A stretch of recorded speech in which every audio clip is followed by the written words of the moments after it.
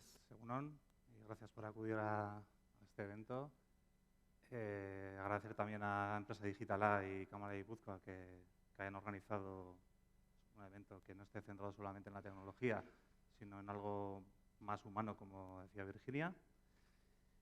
Bueno, ya me ha presentado Juan Carlos, soy Goyo, soy socio de la Personalité junto con mi compañera Ana Malagón. Nos dedicamos al sector privado y al público en nuestro trabajo de experiencia de usuario, industria, ciberseguridad, transporte. Bueno, la verdad es que somos bastante heterogéneos y también nos dedicamos al sector público con servicios públicos, ¿no? Al igual que hay gente que está especializada en unas áreas concretas, en nuestro caso le damos un poco a todo, como suele decirse. Hoy presentamos el caso de Ulma Handling Systems. Como caso de estudio, caso de éxito, la verdad es que el éxito es muy complicado, ¿no? Luce mucho, pero es bastante arduo, ¿no? Y es algo que se demuestra con los años y no es tan regular ni tan continuo, ¿no? ¿Qué es Ulma Handling Systems? Pues es una ingeniería intralogística. ¿Qué es eso? Hacen almacenes grandes, automatizados normalmente. Es un ecosistema donde la coreografía de robots, dispositivos, sensores, unidades de transporte, personas que están ahí en tránsito, para que a ti te llegue un paquete o a una empresa le llegue un palé con unos productos, pues es esencial que funcione con una gran armonía, ¿no? Es crítico. Y también es un entorno en el que se generan muchísimos datos, ¿no? Grandes cantidades de datos, sea del inventariado de productos que están almacenados, como de las máquinas que ahí se están comunicando entre sí, como del tráfico que está ocurriendo para meter y sacar cosas de ese almacén. Muchas máquinas, desde personas, operarios guiando carretillas, a operarios leyendo códigos con la PDA, a vehículos autoguiados, a rodillos que están transportando palés o unidades de transporte para aquí y para allá, bifurcándolos, a robots o brazos robóticos que en un momento dado están clasificando con mucha precisión pues, cajas de medicamentos, como en ese caso, o robots que están montando palés, ¿no? Hoy en día, ya sabéis, si seguís un poco lo que hace Amazon en ese sentido, está todo muy tecnificado, ¿no? Y en la mitad de todo ese mare magnum, como decía, está el ser humano, el operario que está trabajando y que necesita también moverse en ese entorno, ¿no? Operando. Ahí es donde nos tenemos que dar cuenta que todo ese ecosistema se controla y organiza y supervisa mediante herramientas digitales, software básicamente, pero también sensores y otros aparatos, ¿vale? Y es vital que la experiencia de usuario de esos softwares, de esas herramientas digitales, sea buena para que esa armonía exista, dándonos cuenta de que dentro de todo el presupuesto que supone un proyecto de este calibre para un cliente, el software es un porcentaje ínfimo, mínimo, pero a la vez es esencial para que toda esa armonía en esa orquestación que estamos haciendo pues sea buena, ¿no? Y ahí es donde nosotros entramos. Este proyecto tampoco es muy nuevo, estuvimos casi 5 años. Entramos a raíz de que iban a hacer un cambio tecnológico. Iban a cambiar a HTML su software. Previamente estaba hecho con Flex o algo así, creo que se llamaba. Estaba basado en Flash y, bueno, pues una empresa que estaba trabajando para ellos y que es para el nuestro, Arima, con los cuales trabajamos encantados, entró a hacer ese cambio y les dijo, bueno, vamos a hacer este cambio, pero joder, igual no es solo un tema de tecnología, es que igual todos estos productos de software vamos a tener que organizarlos bien, ¿no? Aprovechemos el salto. ¿Qué tal si hablamos con la personalité, ¿no? Y nosotros al entrar lo que dijimos es, nosotros no venimos a pintar pantallas solamente, que habrá que pintarlas, evidentemente, ¿sí? Al final hay una interfaz. Consideramos que la buena experiencia hay que estructurarla, hay que prepararla, ¿no? Y la primera clave es investigar. Ya lo ha dicho antes Virginia, ¿no? Y Valeria va a hablar de ello después.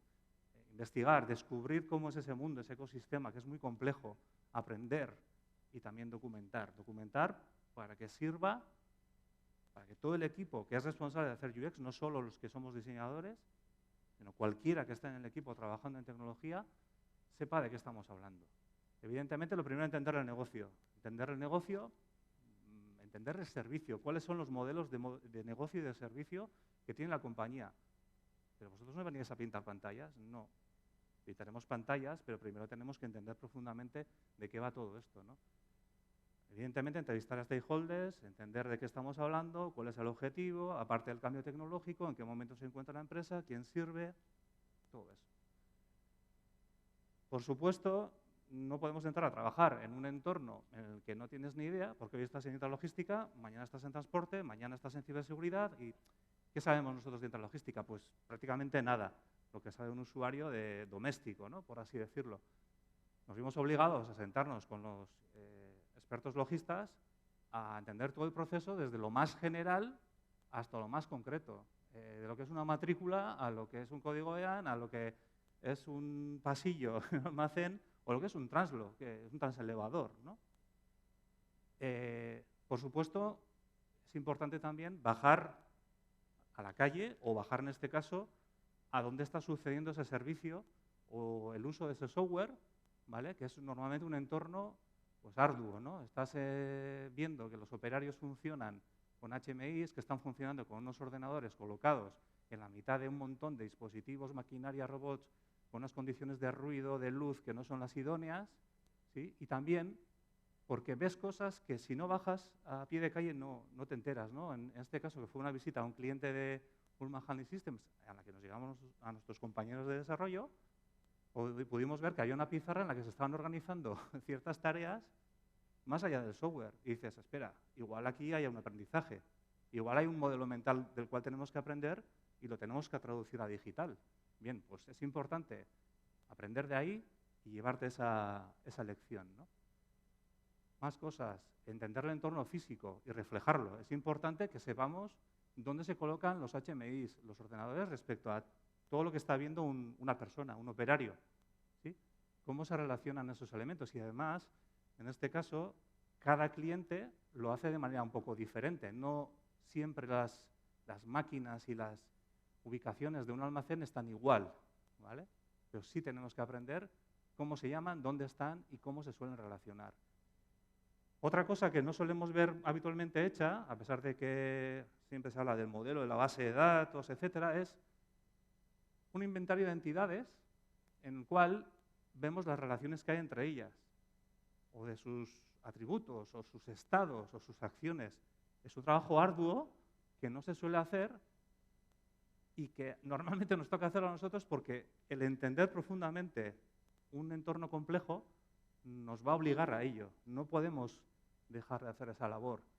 Y sobre todo porque suele acabar normalmente en un glosario, un lenguaje común y estándar en su sector, que debe de servir para que todo el mundo hablemos de lo mismo y no con sinónimos, porque si hay muchos sinónimos, a veces es señal de que hay un caos, ¿no? De que las cosas no están alineadas, ¿no? En cuanto a comprensión a nivel conceptual, ¿eh? O retratar qué usuarios tenemos en nuestras manos, ¿no? ¿A quién servimos? Y en este entorno, por ejemplo, vemos que hay montones de personas trabajando, pero un montón. Desde el transportista que llega al cliente final que recibe un palé, a un proveedor que está trabajando para nuestro cliente, o a un operario que sí que está en un HMI, o un operario de picking que está cargando cosas, y dices, vale, necesito entender las relaciones entre esas personas. Tengo que construir relaciones a nivel digital y he de saber para qué, ¿sí?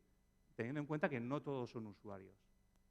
Por supuesto, reflejar, hacer los perfiles de todas esas personas, cuáles son sus necesidades, sus problemas, lo típico, un documento de personas, ¿sí? Esto probablemente os suene a más de uno y de dos, ¿sí?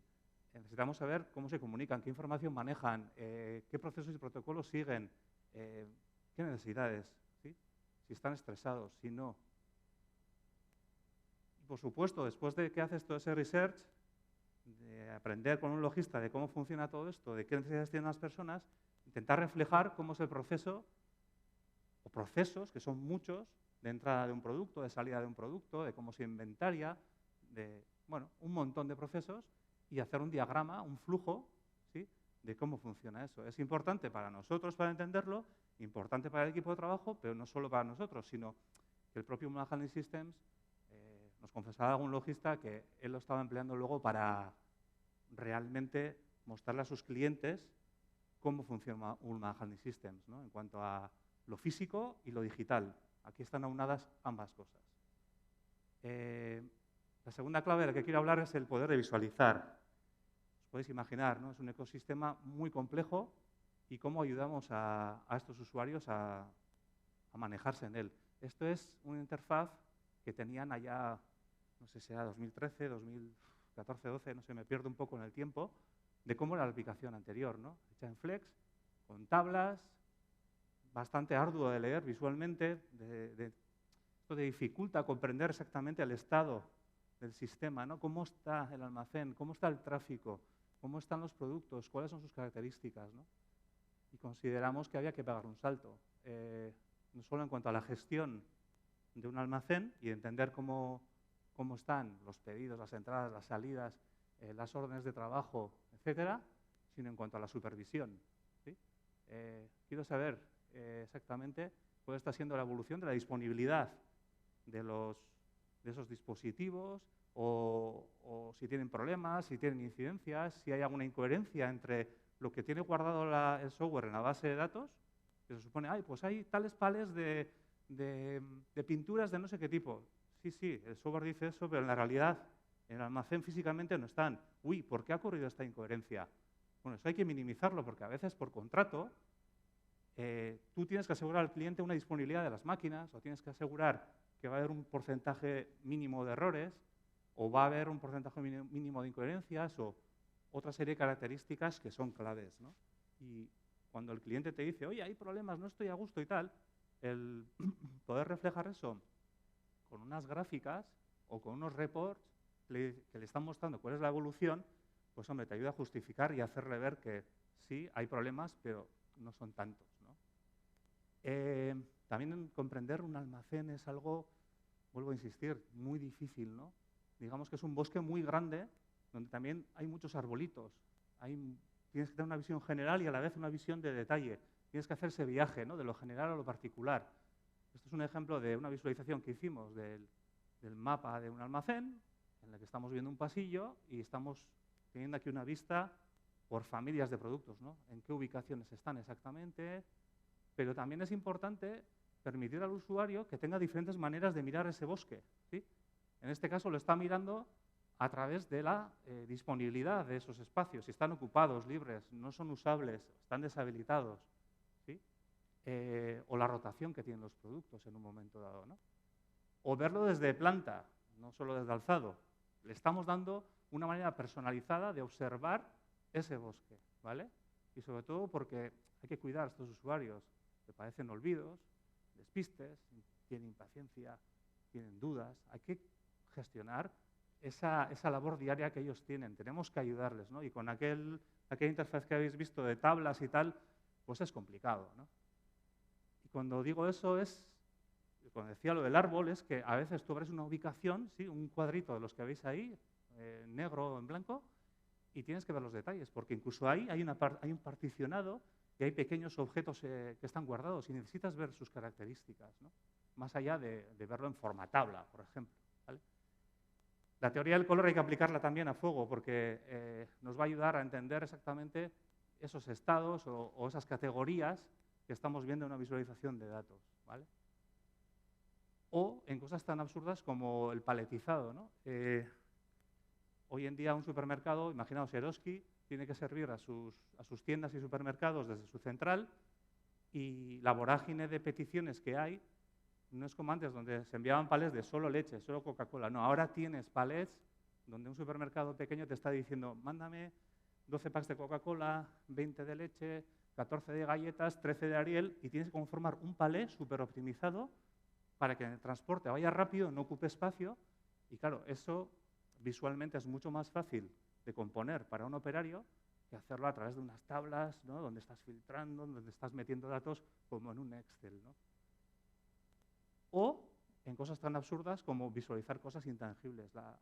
Os podéis imaginar que cuando entra una carga, un palé, una unidad de transporte, al almacén o sale, hay un montón de máquinas, como os decía, que se comunican entre sí. Te van mandando mensajitos para, te paso el testigo, ahora tú, lanza elevador, mueve esto adentro, o tú, rodillo, mueve tal, y ahora coge la enfardadora, lo enfarda y lo mueve. Claro, entre ellas se tienen que comunicar. Vale, pero tenemos que ser capaces de visualizar exactamente qué comunicaciones se están dando, en qué momento. Esto es un timeline con los eventos de comunicación que está habiendo entre diferentes sistemas de un almacén, como es el SGA, es el término común de sistema de gestión de almacenes, y el jefe de tráfico, o entre un translo o un escáner o una unidad de transporte para ver un poco qué órdenes se están dando entre sí, porque a veces fallan, hay problemas, se atasca una unidad de transporte y no sabemos por qué ha sido. El poder ver exactamente en qué momento ha ocurrido y facilitar esa labor al usuario pasa también por ayudarle mediante la visualización. Como habéis visto antes, había un mapa de almacén, pero el almacén es donde guardamos las cosas y donde sacamos, pero entre medias hay unos caminos que nos permiten meter y sacar, transportar dentro de esas instalaciones las unidades de transporte. Entonces, lo que hicimos fue, vale, hemos hecho un mapa de almacén, pero vamos a hacer ahora un mapa de tráfico. Vamos a hacer esos caminos y vamos a dibujar todos esos dispositivos, ¿vale?, para ver sus estados y ver un poco por dónde van las unidades de transporte. Eso implica hacer un pequeño Lego, ¿vale?, en el que cada dispositivo está retratado de una manera como muy simplista, muy básico, porque no nos interesa tampoco que el dibujo nos moleste, le moleste al usuario a la hora de consumir la información. ¿Y por qué tenemos que reflejar muchas capas de información encima, al igual que en un mapa geográfico, que nos estén informando de sus estados, de qué unidades de transporte están llevando, etcétera, ¿no? Así es como ves un mapa de tráfico, ¿sí?, donde una unidad de transporte estás viendo exactamente qué recorrido ha hecho, qué recorrido le queda por hacer hasta su destino, en ese camino si hay dispositivos que tienen errores o no, o si tienen algún problema o no, si están parados o no, ¿vale? Y daos cuenta de que esto ocurre, en este caso estamos viendo una zona muy pequeña de un almacén muy grande, ¿no? Ahí veis un minimapa a la derecha abajo, ¿sí?, en el que, vale, el operario se está centrando en esta parte. Y de hecho es interesante porque también está pudiendo ver exactamente todas las unidades de transporte que están en movimiento. Algunas están paradas, otras están con error, otras ya han llegado a su destino, algunos movimientos son de entrada, otros son de salida, es decir, es como ver un poco a la DGT viendo el tráfico de Madrid, solo que en vez de ser coches o autobuses y tal, pues son unidades de transporte, ¿vale? Incluso tuvimos la feliz idea por nuestra parte, pero luego la tecnología no da, de decir, vale, esto es lo que está pasando en vivo, pero si hay un problema, me gustaría ver lo que pasó ayer, ¿no?, decía un operario. Y yo decía, pues igual podemos coger y mover la línea de tiempo a las 2 de la mañana de ayer, donde suponemos que más o menos ocurrió el problema, y tratar de reproducir el tráfico que hubo en ese momento. Claro, esto es un problema, porque la ingente cantidad de datos que se están produciendo en cada momento es brutal. Y almacenar todo eso, con todo esto del Big Data, está muy bien, pero era casi imposible. O sea, es ingente la cantidad de datos que se están almacenando. La tercera clave que voy a dar es sistema de diseño, ¿no? Ya hemos visto una parte, el Lego del almacén, os decía. Pero es importante que hoy en día trabajemos con sistemas de diseño a la hora de hacer interfaces, porque nos van a ayudar a que las interfaces sean algo consistente, algo reconocible por parte del usuario, en su manera de funcionar, ¿sí?, en los patrones que utilizamos a la hora de validar cosas, a la hora de notificar cosas, a la hora de que eliminar cosas siempre ocurra de la misma manera, ¿no?, en la medida de lo posible. Hay que tener en cuenta que en este caso, evidentemente, ser consistente lo podemos hacer dentro de la aplicación web, por ejemplo, donde hay un montón de herramientas digitales, ¿sí?, pero es que también hay otras herramientas, como el HMI, que no es una aplicación web siquiera, está metida en un SIMATIC, un modelo SIMATIC de Siemens, que está ahí con una tecnología pues, un poco propia, y ahí pues, no podemos hacerlo igual, no podemos validar las cosas o no tenemos los mismos patrones de interacción que en la web. Pero intentamos ser coherentes en la medida de lo posible para que la experiencia sea uniforme, ¿sí?, y sea reconocible. O cosas como una PDA, que tiene una tecnología súper antigua, pues un PDA como muy propietario todo y tal, ¿sí?, en el que pues las interfaces no son muy bonitas, pero intentamos tener una cierta coherencia con lo que estamos haciendo en la aplicación web o en el HMI. O en el tema del layout, de lo que es la arquitectura de las interfaces. Este producto se vende por módulos, depende de cada cliente las necesidades que tiene, tendrá una serie de funcionalidades u otras y tiene que seguir funcionando igual para N clientes, no un cliente, N clientes. Y tenemos que conseguir que esas interfaces sean coherentes y estén basadas en un sistema para no hacer un diseño por cada cliente, ¿no? Estos son pantallazos de esas interfaces de varios sitios, ¿sí? Donde tratamos de que la interfaz sea reconocible, que sea coherente, que las curvas de aprendizaje para el usuario sean muy suaves, que no le cueste reconocer cómo hay que hacer las cosas, ¿vale? Por ejemplo, ¿vale? Y así hay pues, montones de componentes que durante los años se fueron desarrollando, ¿no?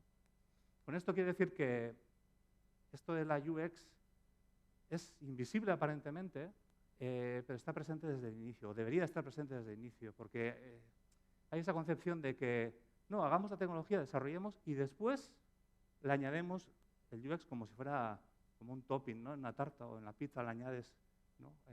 Yo qué sé, el quesito de turno, ¿no? Y esto no es un añadido. Esto tiene que ser algo muy, muy entroncado desde el principio, entendiendo que además esto del UX, insisto, no es solo una cuestión de la gente de diseño, de los que somos expertos en UX.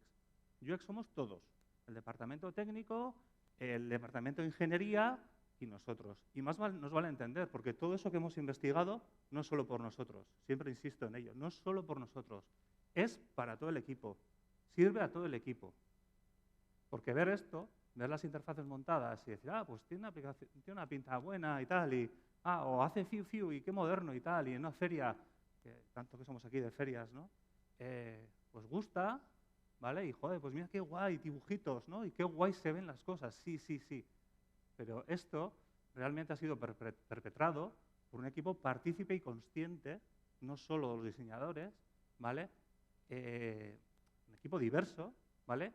Que ha tomado decisiones en base a toda esa investigación que habéis visto y en base a esa voluntad por ayudar al operario, operarios y personas que están en la oficina usando esos softwares, ¿vale? Para que su día a día sea mejor a la hora de comprender un ecosistema tan complejo como el que veis, ¿sí? Y sobre todo ha sido testado. Esto no es, me da igual que la aplicación esté un poco mejor o peor. Como esté mal hecho o no orientes bien las cosas y se te atranque un palé en la mitad de un almacén, las pérdidas pueden ser de miles de euros y las broncas que pueda haber son muy gordas. Por tanto, el testeo de todo esto es clave a pie de máquina, por así decirlo, ¿no? Por eso, cada elemento que está en la interfaz ha tenido una decisión respaldada en la investigación que habéis visto y ha sido testado con mucho cuidado, ¿vale? Es importante que observemos a los usuarios empleando esto, observemos qué pasa en la realidad física, ¿vale? Y no entender que estos solo son pantallas, que se trata de diseñar pantallas y, bueno, nos da igual, utilizaremos un framework para darle pinta y ya lo harán nuestros desarrolladores. Esa cultura tan de aquí, en tierra de ingenieros, tiene que cambiar hacia una visión más humanista, necesariamente. Y esto es lo que os quería contar.